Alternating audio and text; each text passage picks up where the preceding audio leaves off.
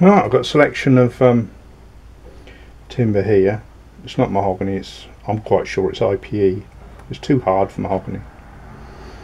IPE's it's got a high content or a high content of silica in it, so it wears out tool bits pretty quick, but it's really quite tough stuff. And that is, now the dimensions are 1 1/4 by 2, which that should be plenty strong enough for, well, I'm going to say a mock-up of a frame to start with. We'll make it that way on. But if it turns out alright and is nice and sturdy, it might end up permanent. So now I've got to start figuring out what sort of frame to put together. It's got to be hinged on the bottom where it's going to sit. With this behind the lathe, it's got to be pivoted on the bottom so you get some tension on the belts. So we'll figure that out. We want a centre height. I'm going to match the centre height of this lathe shaft to the centre height of the spindle on the machine, and that's 13 inches. So I suppose I want to start off with something that's going to work out. Now, these bearing flanges 5.5, so you could say from the centre of the pulley across that's going to be 3 inches. We'll give it 3 inches, so 13 to the centre plus another 3. I want some at least 16, and it turns out one of these is 17, so that's good enough. So that's probably where I'll start, with a couple of bits at 17 inches. Probably mortise and tennon them together, put a brace across the top. There should be enough room below to put the motor on, so I'll perhaps put a couple of braces across, and that'll provide the motor mount as well. Yeah, so it's going to be 5 pieces of wood for now, plus the pivots. I might use this as the plate, bore a hole in there for a pivot. This is stainless steel, and I've got a few of these brackets so it can pivot on that. And then I've just got to figure out some method of holding it in position when I've got the tension. Okay, I'll start cutting up timber and we'll start putting it together. I've been marking out what I want to do. These two are going to be bonded together and then mortised into them. The other one that goes on the top end nearest the pulley, because of where that's positioned, should really have made these a little bit longer, but it doesn't matter. I'm just going to have this as a bolt on behind. So if I need to take this piece out to thread a new belt through, I know I've got this main spindle on the lathe, but if ever I get like a one-piece continuous belt, then it's just going to be easier just to unbolt this top section rather than dismantle this spindle here. So that's what I'm, and it's going to give me more room to get behind this part. So I don't know, well, you can see that that's marked up for the mortise. I'm going to work 1/2 inch or 12mm 1/2 inch mortise through them. I'm just marking up for the tenons on here.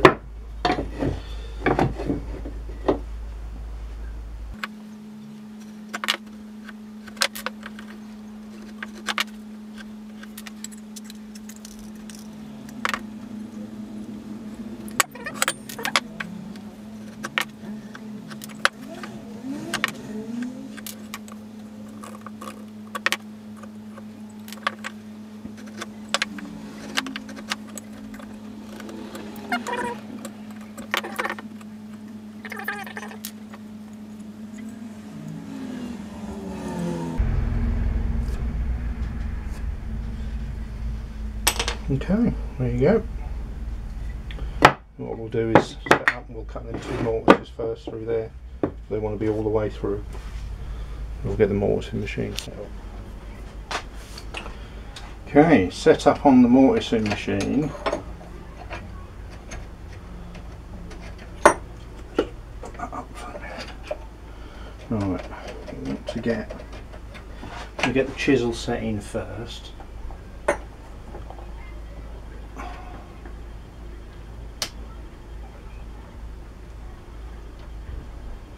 But not fully tightened up yet, because we've got to set that square against back face. But it's in position. Near enough. Now for the drill, you've got to leave a certain amount of clearance under there. It's no good having it tight.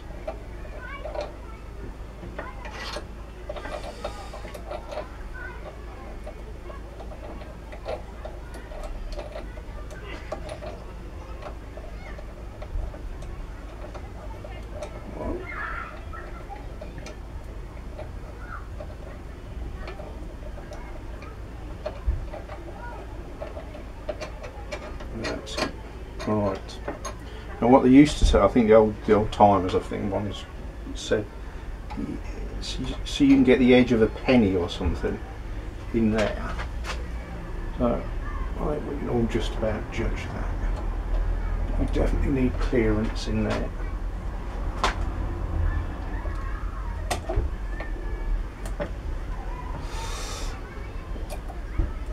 That's that.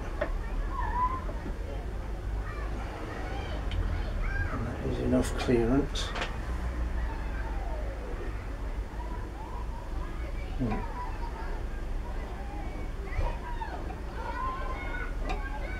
That should do.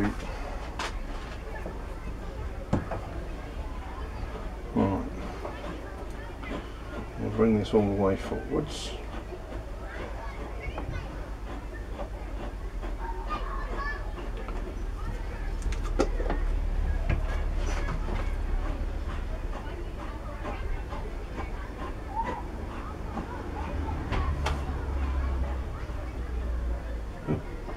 And that was a lucky guess. That is spot on. I must be getting used to setting it. Put that up there so that's out of the way.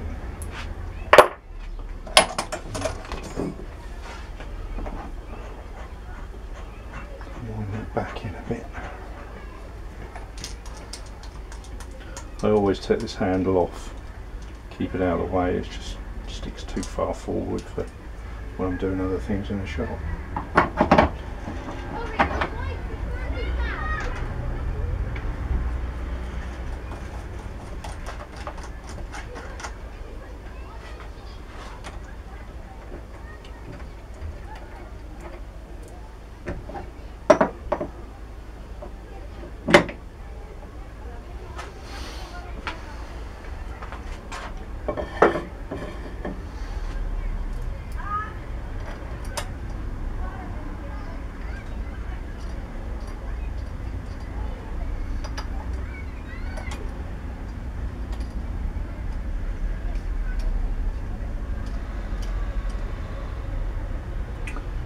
I've never secured them down hard with an Allen key. I don't think you really need to. It's pinned into the bed, as long as they're finger tight. So that will be fine.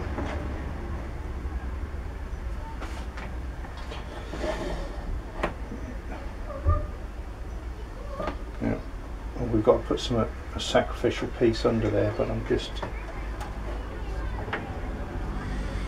going to get that all lined up right first.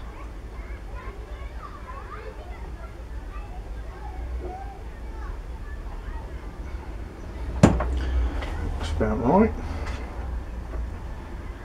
Now find a scrap to go under there. Something a bit thicker than that, if you can do.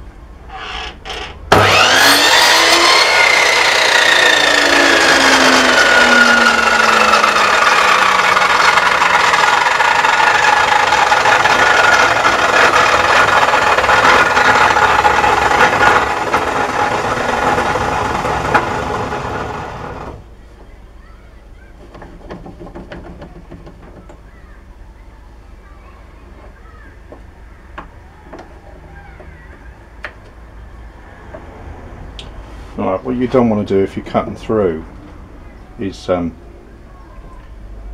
that clamp directly over there, because all you're going to do is just squish that through and you'll just bind up the chisel. So have it a little bit off.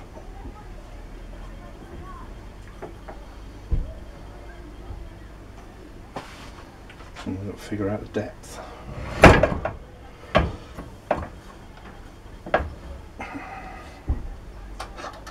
We'll set that as our top height, so we'll return no more than that.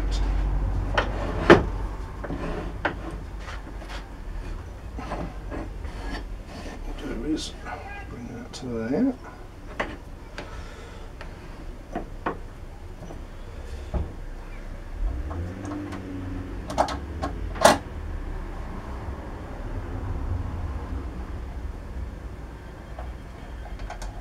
What we'll do is bring that round.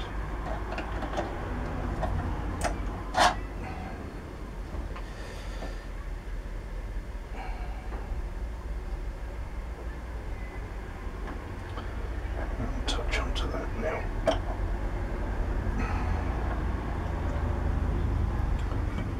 Okay, so that's well clear of the bed.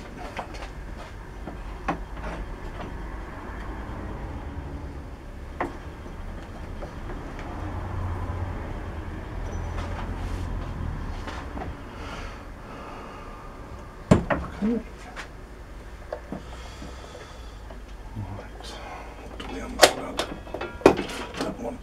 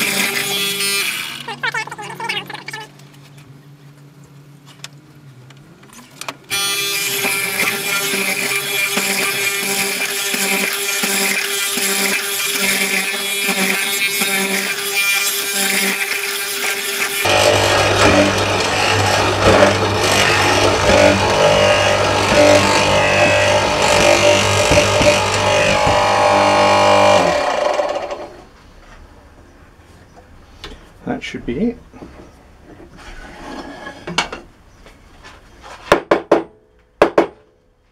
Yep. All the way through. Just wants a little bit of tidying up in places, but that will be fine. We'll get the other one done. Alright, glue up time. Just do a little bit of clean up. The raggy bits off. Not too much.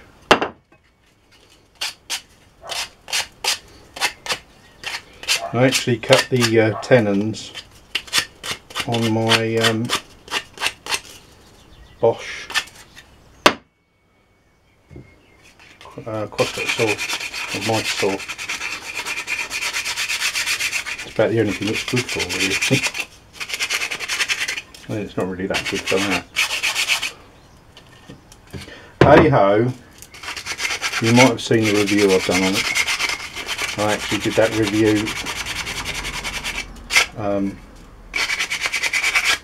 just after cutting these tenons actually.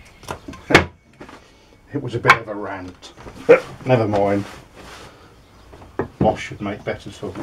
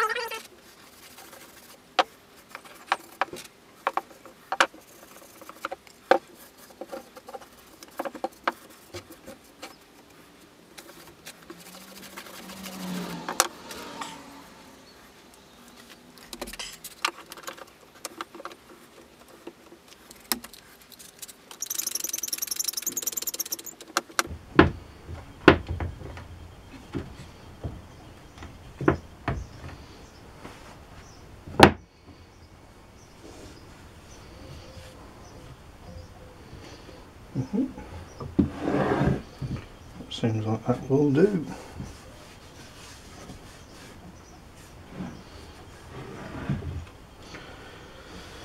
Right. We'll leave that overnight to dry. I should just check the diagonals. See that they're square. I'm going to go 3.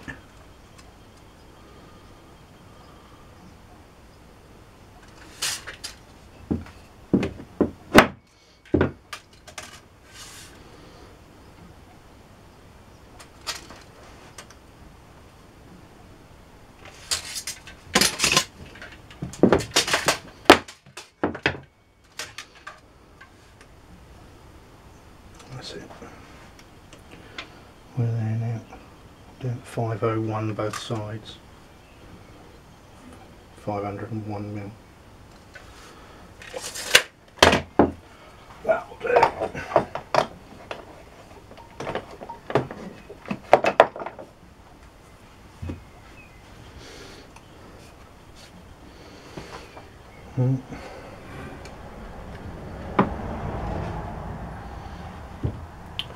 Leave it to dry.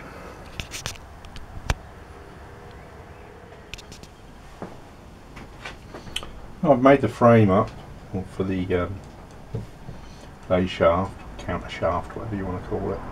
I was going to have it so the pulley was over this side, but it's fouling with the back gear lever and that's no good, so I think it's going to have to go there.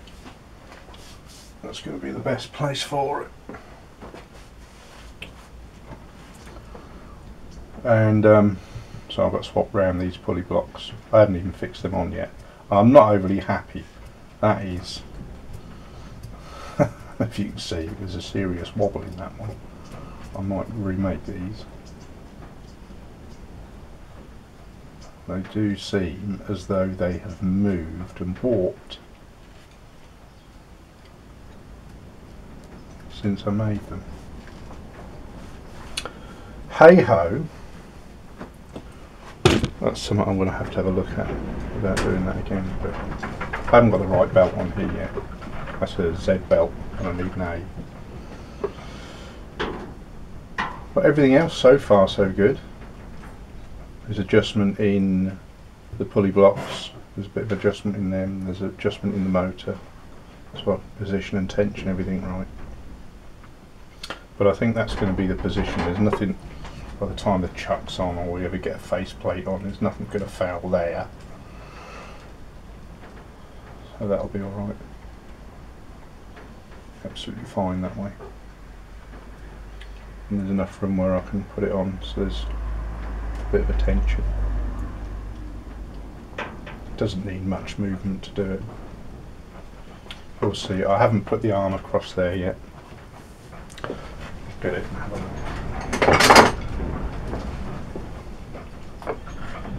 Yeah, if it goes on, it's going to have to go somewhere in there like that, I suppose. But then that's going to foul that, so I might just leave it off. No real need for it. That's perfectly strong and sturdy.